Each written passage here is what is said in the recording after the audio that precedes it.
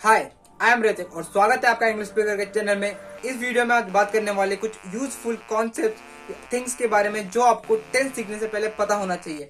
अगर आपको नहीं पता तो वीडियो जरूर देखें। तो वीडियो को स्टार्ट करते हैं without wasting time. Let's get started.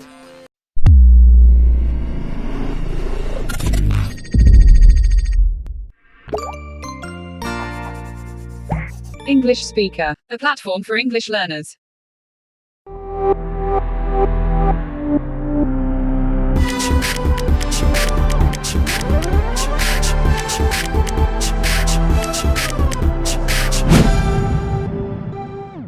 तो आज हम पढ़ने वाले हैं एक बहुत useful concept, things to know और लर्न बिफोर टेंस।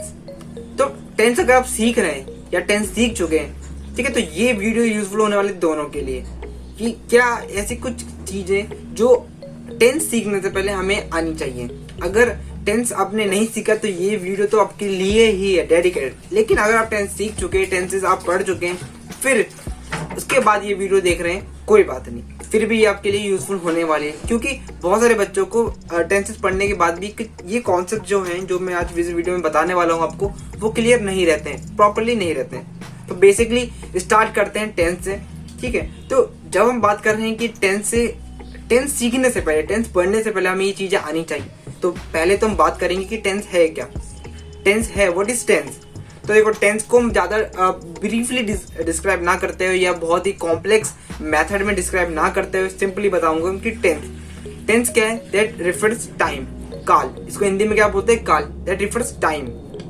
ओके, तो आपने पढ़ा होगा कि टेंस के कितने पार्ट्स होते हैं। तो टेंस के होते हैं 3 पार्ट। देख लेंगे फर्स्ट पार्ट क्या होता है।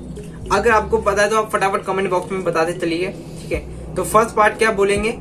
प्रेजेंट। क्या होता है? Present. Second past, okay, and third future. Very good. Present, past and future.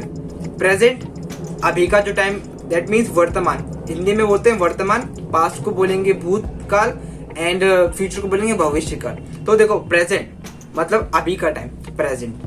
Past पहले का टाइम जो बीत चुका है, एंड फ्यूचर जो आने वाला टाइम है, उसको रेफर करते हैं। अब देखो, हर एक पार्ट के, हर एक टेंस के 4 पार्ट्स होते हैं। कितने होते हैं? 4 पार्ट। तो अभी देखते हैं पहले प्रेजेंट का।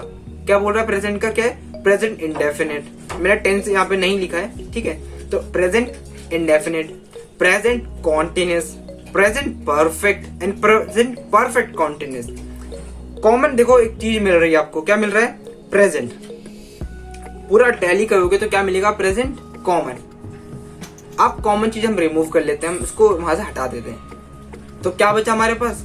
Indefinite, continuous, perfect and perfect continuous. अब सेम आप देखो, प्रेजेंट में इसको देखोगे तो आपको मिलेगा सब कुछ। क्या बनेगा? समझ में आ रहा है ना? Very good. तो क्या मिलेगा? Past indefinite, past continuous, past perfect and past perfect continuous. Same future में भी ये फॉलो होगा। क्या होगा?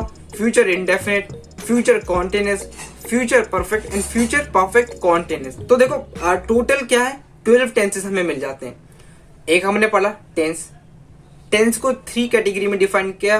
किसमें? प्रेजेंट में, पास्ट में एंड फ्यूचर में। अब हर एक कैटेगरी को 4 पार्ट्स में डिवाइड और कर दिया। Indefinite, continuous, perfect and perfect continuous. सारे टेंसेस को देखो, पढ़ना आपको इन टेंसेस को है। आपको ये टेंसेस आनी चाहिए। ये अगर जब आप स्पोकन इंग्लिश के वर्ल्ड में एंटर करते हैं तो आपको ये आना चाहिए।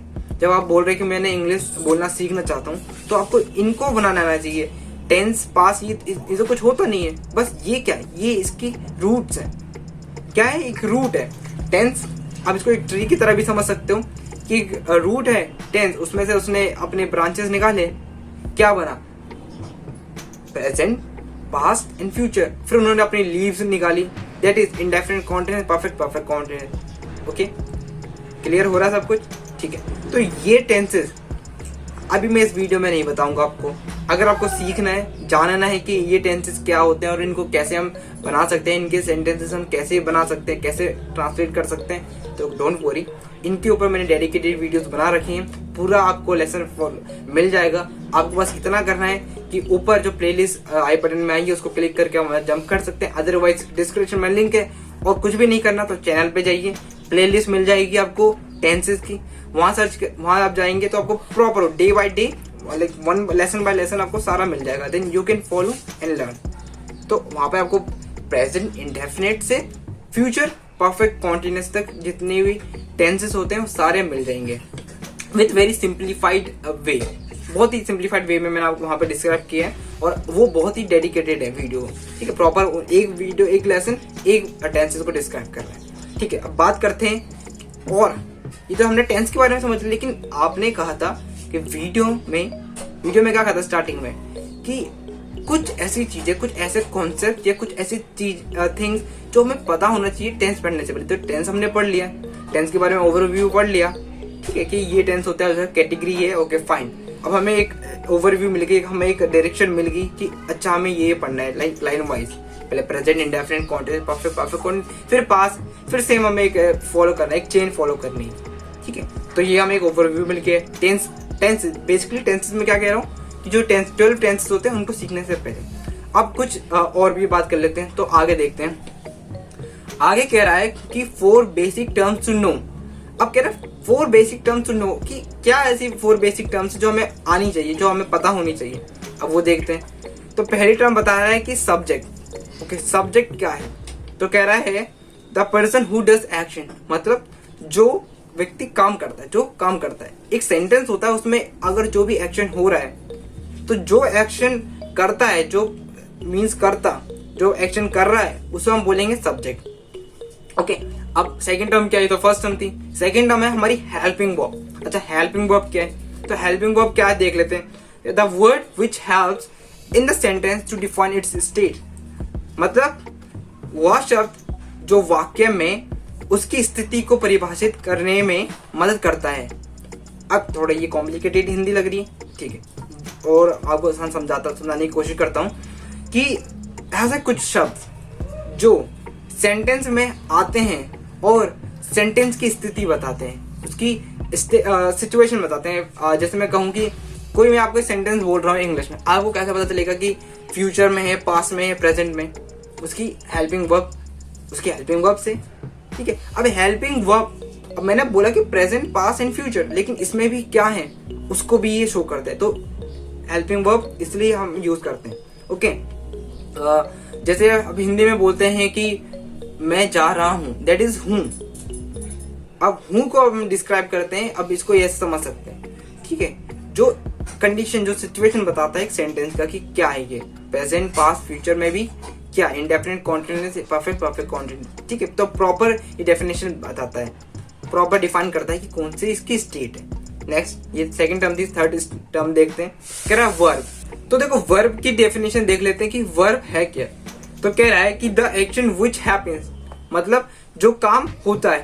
अब मैंने जैसे बताया कि एक सेंटेंस में एक काम करने वाला है, दैट इज सब्जेक्ट। अब जो काम हो रहा है उसको हम वर्ब बोलते हैं। कोई भी एक्शन, लाइक मैंने बोला कि ही प्लेज, तो खेलना, यहाँ पे क्या कहता है, खेलना, दैट इज एक्शन, काम हो रहा है, तो वो क्या होता है, वर्ब होती है, ठीक है। 3 हमारी हो गई। अब फोर्थ हम देख लेते हैं।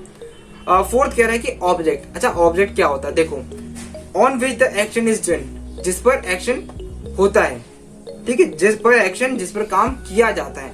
अब मैंने बोला कि ही प्लेज फुटबॉल, तो ही काम करने वाला, प्लेज वर्ब, अब क्या खेलता है, फुटबॉल, तो football is the object. Okay, मैं क्लियर? नहीं समझ में आता, कमेंट में पूछ सकते हैं आप। आगे बढ़ते हैं। ये 4 बेसिक टर्म्स ही आपको आनी चाहिए, ठीक है। आप इसका स्क्रीनशॉट ले रख सकते हैं। आगे बढ़ते हैं, आगे मूव करते हैं। कह रहा है कि टाइप्स ऑफ सब्जेक्ट। अब ठीक है, टाइप्स ऑफ सब्जेक्ट क्या है? जब हम स्पोकन इंग्लिश पढ़ते हैं तो आपको ये थोड़ी इसकी नॉलेज होनी चाहिए कि सब्जेक्ट किस टाइप का है। तो देखो, टाइप्स होते हैं सब्जेक्ट के कितने, 2।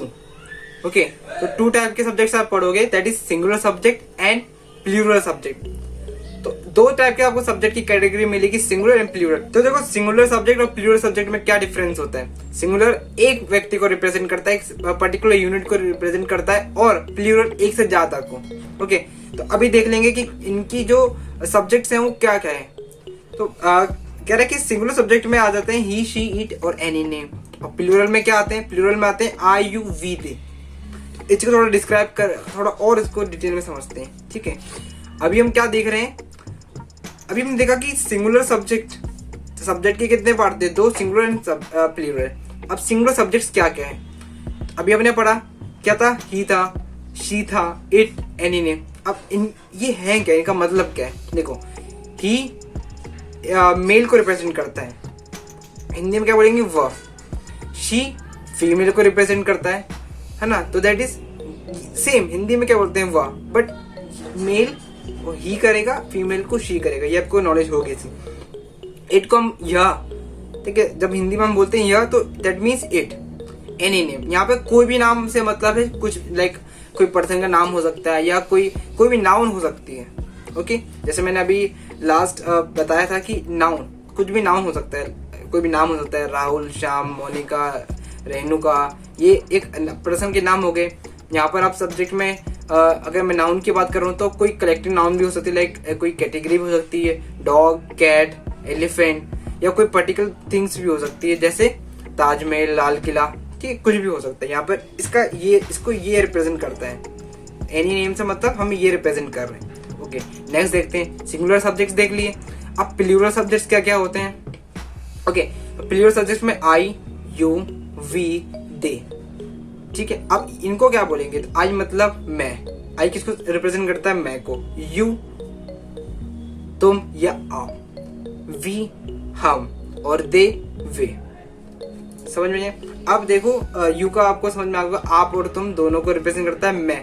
आई आप बोलोगे कि सिंगल यूनिट होती है, मैं, it's a single unit, then why do we consider I as plural? इसका भी रीजन है, बिकॉज जो हेल्प आई यूनिवर्सल, मतलब ये एक्सेप्शन आप समझ सकते हैं, ये ना ही सिंगुलर, ये ना ही प्लूरल की कैटेगरी में फॉल होता है, इसका एक अपना ही एक्सेप्शन होता है, ये चेंज होता रहता है, ठीक है। मतलब कि प्रेजेंट और फ्यूचर में क्या बिहेव करता है कि ये क्या है, ये प्लूरल है, और पास्ट में बिहेव करता है कि ये सिंगुलर है, इसलिए हम इसको, और मोस्टली प्लूरल के साथ यूज होता है, इसलिए हम इसको प्लूरल की कैटेगरी में रखते हैं, बट इसका ये एक्सेप्शन होता है, I is the exception. Okay, अब आगे हम और देखते हैं। कह रहा है कि ही, शी, इट, एनी नेम, ये हमारे क्या है? अभी हमने पढ़ा क्या थे, ये सब्जेक्ट्स थे, कौन से? Singular subjects. अब सिंगुलर सब्जेक्ट में अगर हमारे पास ये सब्जेक्ट्स हैं, ही है, शी है, इट है, एनी नेम है, तो पूरा अगर आप टेंस पढ़ते हैं, टेंसेस आपने पढ़ लिया है और अगर पढ़ने वाले हैं, तो दोनों के लिए अगर ये कहीं आपको मिलते हैं तो इनके साथ कौन कौन सी हेल्पिंग वर्ब यूज होगी? ठीक है, पहली हेल्पिंग वर्ब कौन सी यूज होगी? कह रहा है कि डज, इन सब के साथ, ही, शी, इट, एनी नेम, कुछ भी आता है तो डज, एक ये हेल्पिंग वर्ब यूज होगी। अगर मान लो कोई आपको सेंटेंस मिलता है जिसमें डज है और आपको आइडेंटिफाई करना है कि ये सिंगुलर सब्जेक्ट है, ये प्लूरल सब्जेक्ट, तो आप आराम से बता सकते हैं कि सिंगुलर सब्जेक्ट है, क्योंकि सिंगुलर सब्जेक्ट के साथ ही क्या लगता है? डज लगता है। या आपको एक ऑप्शन दे रखा है जहां पर ये ऊपर ही, शी, इट, एनी नेम में से कुछ यूज हुआ है किसी सेंटेंस में, और fill in the blanks fill करना है, जिसमें से डज एक ऑप्शन है, तो आप डज फिल कर सकते हैं अगर कोई भी दूसरा एप्रोप्रिएट नहीं होता है, ठीक है। तो दूसरी एक हेल्पिंग वर्ब वो क्या है? वॉज। ऐसी हम कुछ हेल्पिंग वर्ब देख लेंगे, एज, और भी है हैड, देन आगे हैज और विल एंड डिड। तो ये कुछ हेल्पिंग वर्ब्स हैं जो आप देखते हैं पूरे टेंसेस में, किन के साथ? सिंगुलर सब्जेक्ट के साथ, और specially he, she, it, any name, singular subjects proper complete हो गए।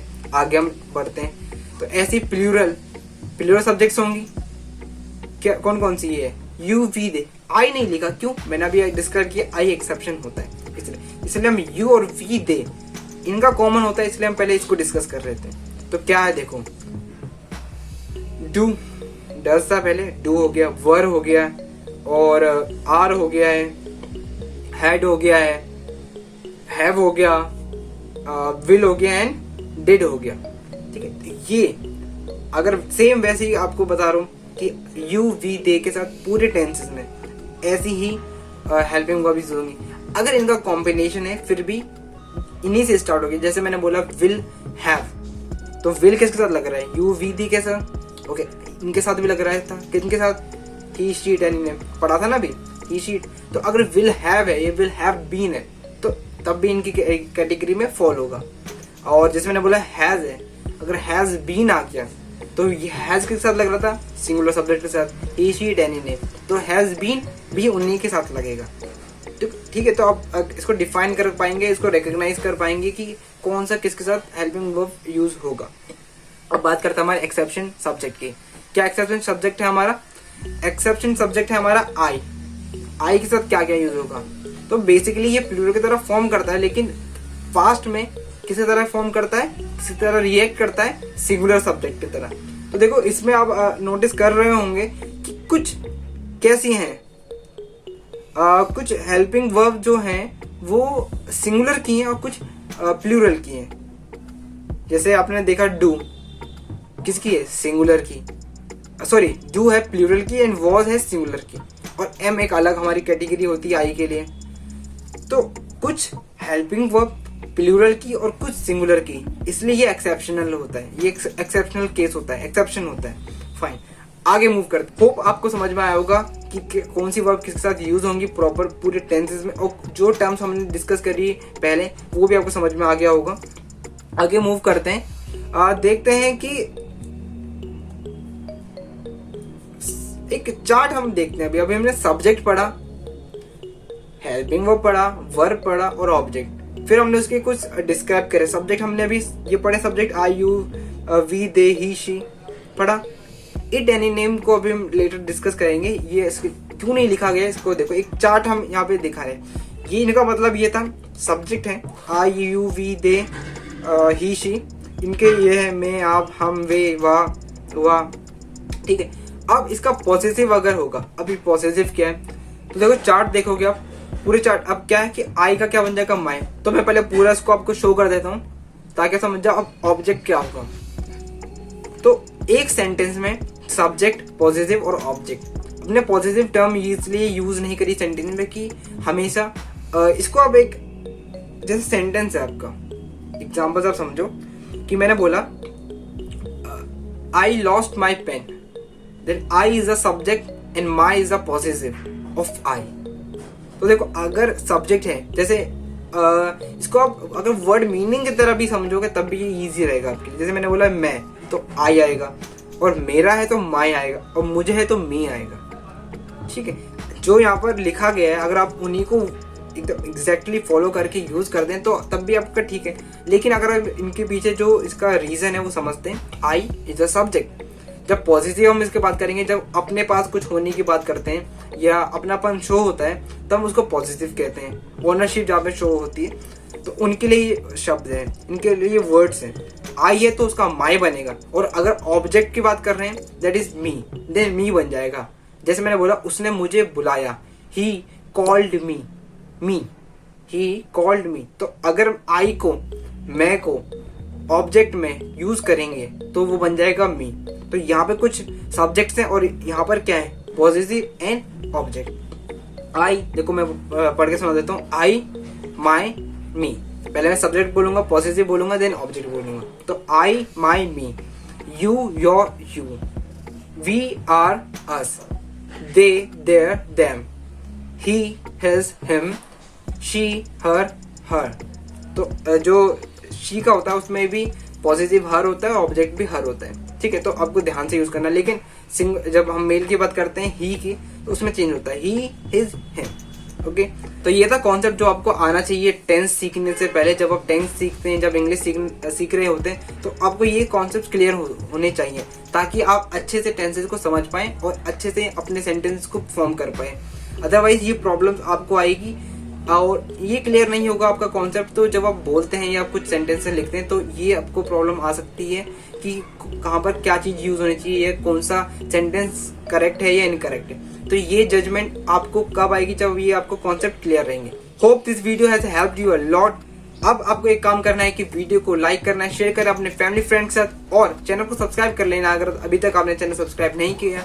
मिलेंगे नेक्स्ट वीडियो में। और अगर आप चाहते हैं कि आपके अकॉर्डिंग आपको कोई प्रॉब्लम है किसी टॉपिक में, उसके लिए आप कमेंट बॉक्स में मुझे लिख सकते हैं, उसके ऊपर मैं वीडियो बना दूंगा नेक्स्ट। तो मिलेंगे नेक्स्ट वीडियो में, तब तक के लिए नमस्ते, बाय, जय हिंद।